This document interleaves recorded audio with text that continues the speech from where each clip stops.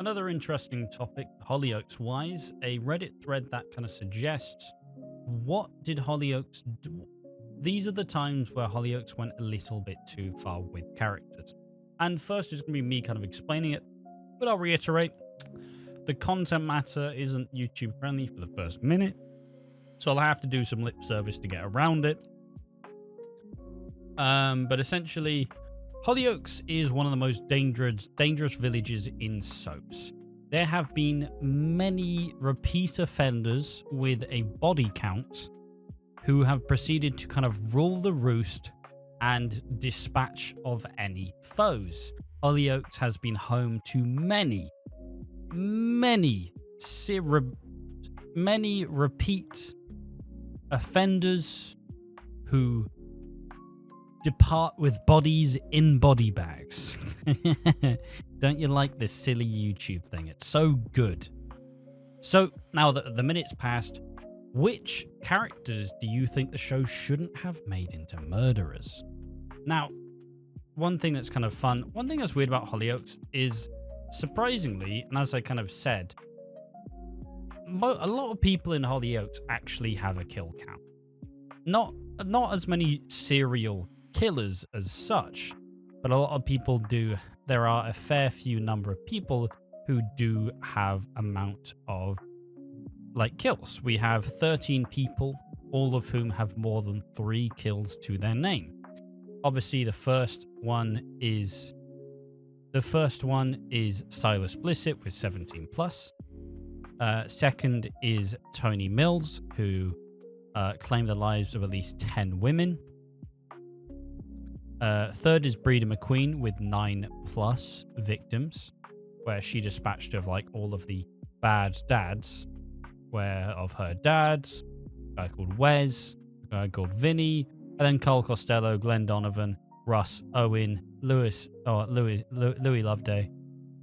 Mac Nightingale, and Harry Thompson. Then you have Warren Fox, who was 9. Obviously, Warren, a prolific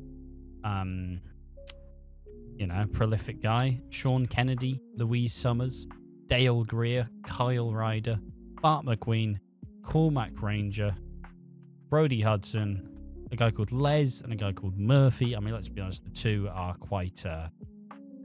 are just fluffing up the numbers.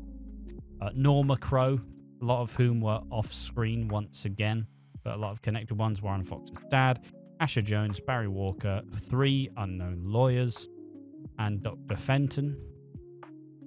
Then you have Lindsay Roscoe, obviously the gloved hand killer, who I adore and think it was a really interesting tale. She obviously departed with Rick Spencer, who I believe is Robbie and Jason's dad. Will Savage, Mariam Andrews, who was previously the wife of Charles Savage, Phoebe McQueen, Dylan Jenkins, one of which absolutely gutted me. I knew that Dylan was dying. I cried my eyes out with this one. Ashley Davidson, who is obviously the fake Claire Devine, in a sense, who was supposed to be played by Sam Mitchell, Daniela Westbrook, and Charles Savage. 7 kills to her name. Fraser Black with 6 plus.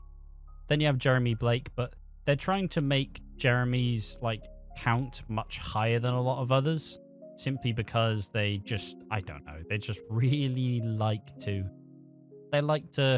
fudge the numbers. They were trying to act like he's going to be bigger, more prolific than Silas, but also a lot of the kills that he will have had have happened off screen. So it's just that kind of annoying thing where Hollyoaks really wants to be extra in how they kind of deliver this. Fraser Black, Sydney Royal, 2 unknown people, Jim McGinn, the lawyer, D.S. Sykes, and Superintendent Marlowe. Which one is Sykes? Do I remember him? No, I do not remember him. Oh, wait, it's Graham Foster. Wait. Jeremy Blake, who has many to his name. Basil Martin, no idea who the fuck that is. Paul Johnson, Jenny, Dennis Savage, Dilly Harcourt, and Abe Fielding. 3 of those off screen. So yeah, they are just going to fudge the numbers with that one, but they are planning to make him a very, very big serial killer. Cameron Campbell, who departed with Danny and Sam Lomax. Big Bob, Ziggy Roscoe, Bastard. Lockie Campbell, his own brother. An unknown woman, which turned out to be Nico Blake. Joe Roscoe, and Celine McQueen. Next up is Dave Williams, also known as Blue. He played a part in Philip's death, Lizzie's daughter, Norma Crow, and James Nightingale. And obviously they mention a whole lot more beyond that. Brendan Brady, who killed his nana. Danny Houston, and Simon Walker. Then we have Nico Blake, some people's favourites, Carly Bradley, Patrick Blake, and Trevor Royal. And obviously Grace Black, who does have some connected to him. Ray McCormick, I don't know who that is, Gangster, Eva Falco, and Liam Donovan. So, and that is the pretty prolific list of killers. Obviously, this is only a list of people who have more than like 2 or 3 numbers. So there are also a lot of characters who have proceeded to do a good chunk of it. But you know, there have been a good bit of murder in Hollyoaks as such. It is kind of it's a necessary evil, but still fairly interesting nonetheless. I think now's the time to take a look at the Reddit thread, as people are kind of wondering what characters who shouldn't have made them. And I'm just going to read the first one, and then I'm going to read some of the comments afterwards. So let's have a look. So, which characters do you think the show shouldn't have made into murderers? I think overall Hollyoaks being willing to have its characters go to dark places is both a great strength from the writers, but also great weakness as well, lol. As it means when it comes to characters who we kind of need to see are capable of crossing certain lines in order to take them seriously, such as gangsters and serial killers, then the show isn't afraid to do so, in which some ways I feel it puts its criminal characters above most other soaps like EastEnders and Corrie. I mean, what they're trying to suggest is obviously Phil Mitchell notoriously has no kill count. Like, there aren't nearly as many prolific killers in the other shows, but also the other shows kind of grip on reality a little bit more than Hollyoaks.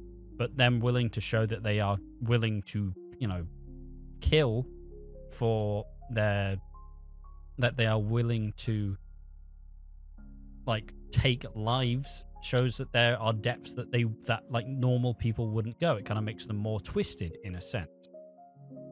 I'm sure Claire Devine's on the list somehow as well.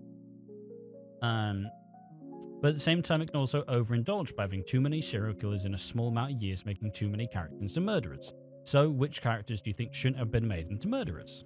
For me, I'd pick Teresa, as the show just straight up had her murder an innocent man for no real good reason. Wasn't really any grey area here to try and make her a salvageable good guy character.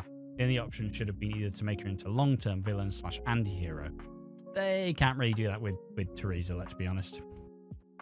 Or just have her leave the show, but instead the show tries to portray her as a good person who just made a bad mistake, and also make her into a ditzy comic relief, which feels really tone-deaf, to be honest, given what she's done in the past. She technically ruined 3 lives, given she murdered Calvin, then framed Carl Reiner, which later led to him being killed by Warren when Carl trapped Teresa to try and clear his name, and later on Calvin's brother Sonny went crazy trying to get revenge on Teresa and eventually died himself. Yet the show just treats her like any other normal character, and not a terrible person who is capable of cold-blooded murder. So I definitely think she shouldn't have been made into a murderer given the direction they took thereafter. The second one I pick is Robbie. I don't understand why they made him a killer, as they clearly wanted him to become a new bad boy anti-hero character we could root for, in the same vein as someone like Brendan Brady. But issue was there was no build-up to Robbie killing Dave, nor was any actually good a reason behind it, so he came across as less of a badass anti-hero, and more like a petty psychopath who killed an already injured, defenseless man just because he had a couple of minor run-ins with him in the previous weeks. I don't think anything about Robbie killing Dave worked well, and Robbie isn't a good character to try and make into a badass criminal tough guy, in my opinion, so I think Dave should have either been killed by Warren or just survived and stayed in the show. I somewhat agree with that. I think that Dave, honestly, I know they were cutting the cast and he didn't really fit in, and I think they made the best out of a bad situation, but I genuinely think Dave could have kept around as Blue and kind of ran it until they figured out a new big gangster to take over.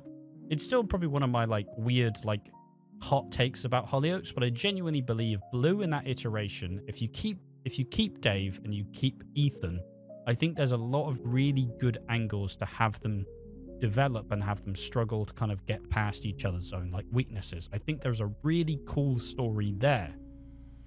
But obviously he was axed and they just did in with him anyway. So, guess I egg on my face. So reading further on, first comment says Romeo. It ruined his abuse storyline, and he was left worse for it on the run, and now he can't even turn to his dad again because he's dead. And they said 100% agree they should have raised awareness for that storyline instead of the path they chose. Lindsay Butterfield. I love her character in that time period, and I really loved the love triangle too. Her turning into a serial killer seemed out of character from what I remember.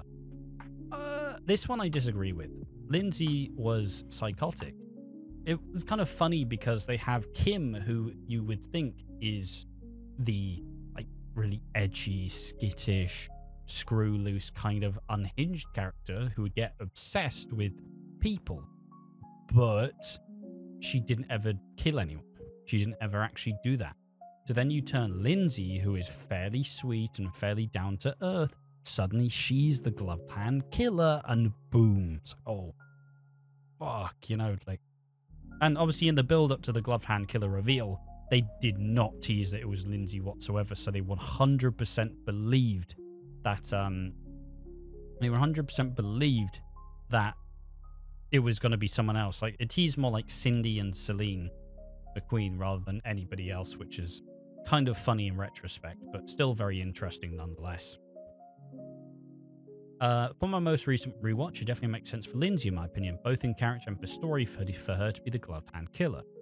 Didn't like that to be it was like good girl gone bad, but Sophie did have a sort of villainous look to her, and it was an amazing twist, everyone thinking Kim was a psychotic while it was innocent Lindsay who was the psychotic. Someone says everyone, is actually absurd how many people in the place are murderers. I hate that once someone accidentally kills someone, they become a serial killer. Cameron just killing Lila's parents have had just as much weight and drama. I never blamed Cameron for killing Sam and Danny. To be fair, what Sam did to him was despicable, and Danny seemed perfectly complicit in his wife's behaviour, not to mention he was a jerk to Steve shortly before his death for no actual good reason. Honestly, I think Cam could have stuck around the show as a hard man, an anti-hero, rather than an outright serial killer villain. It would have worked fine. So he decided to do it back, and guess who ended up losing? Everything. Cameron did, so he was still evil for destroying the relationships Perry had with Sam and Danny, which was 14 years of them being her parents, but Perry found out the truth about the heritage. Obviously, Sienna killing Ethan, of course, but they shouldn't have made Cameron a murderer because, really, what was the motive for killing all those people? Flimsy, that's what. They shouldn't have made Ella a murderer, considering they'd done absolutely nothing with that story other than to get her and Charlie together. And where did that end up? They should have made Tom a murderer, though. Lol, imagine that with that wee Tom Cunningham killing someone. Could have made an interesting storyline. Boy seems undamaged by literal the damage in his life. Haha. I think Tom turning mad murderer would be quite warranted. Maybe he kills Claire.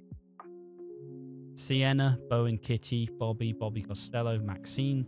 Obviously, she killed Fergus. Yeah, I think.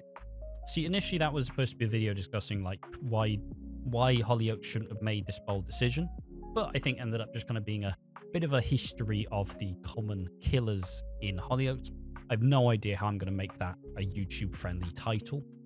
And I have absolutely no clue how on earth I'm going to even try to get this monetized. So, hope you enjoyed it. It was a really interesting deep dive, and I look forward to seeing what people think about it in the comment section. Thank you for watching. This is the last video in a massive spree to get the next 2 weeks sorted. So, by the time this comes out, we would have been sipping away, enjoying our lovely little holiday. But yes, thank you for watching the video. I've been Ash from Watching Walford. Thank you for watching. See you next time. Bye-bye.